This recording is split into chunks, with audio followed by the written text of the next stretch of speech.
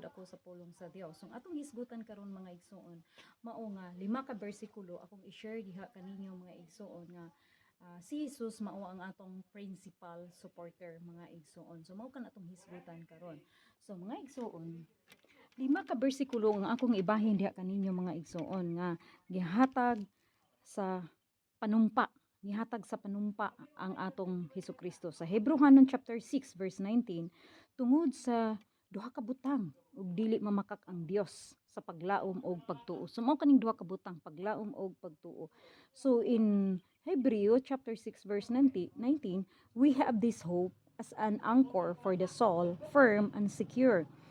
It enters the inner sanctuary behind the curtain. So mao kana mga igsoon. So ikaduha mga igsoon nga bersikulo kay lima man kini, Salmo chapter 34 verse 17, ang ugang matarong maghilak didto sa Dios ug dunggon sila nga matarong sa Dios gikan sa tanan unang kalisdanan.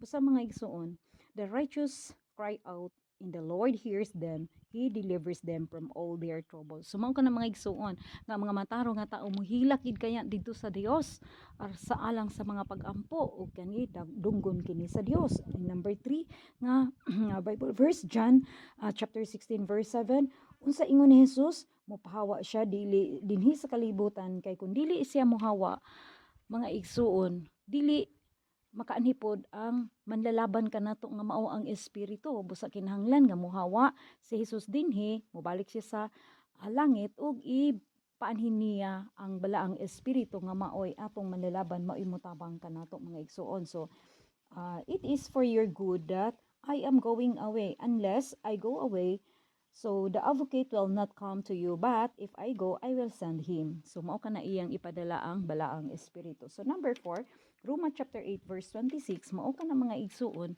nga diha sa Roma chapter 8 verse 26 nga we do not know how to pray for, but the Spirit Himself intercedes for us through wordless groans. So siya kana ang mutabang kanato mga igsuon. Basta tawagon lang nato ang Holy Spirit nga magpatabang kita, kay kung magbuhat kita og maayo sa ato lang kinakaugalingon, dili kita kabuhat og maayo mga igsuon. Kung dili tawagon nato ang Holy Spirit nga gusto nato magbuhat kita og maayo ug siya mutabang gayud mga igsuon. So ikalima kalima mga igsuon, John 16 chapter 16 verse 20, very truly I tell you, you will weep and mourn while the world rejoice. You will grieve, but your grief will turn to joy. So mao ka na mga igsuon nga ang tinuod giingon Jesus ng tinuod nga ang kalibutan naghilak aw naglipay sila.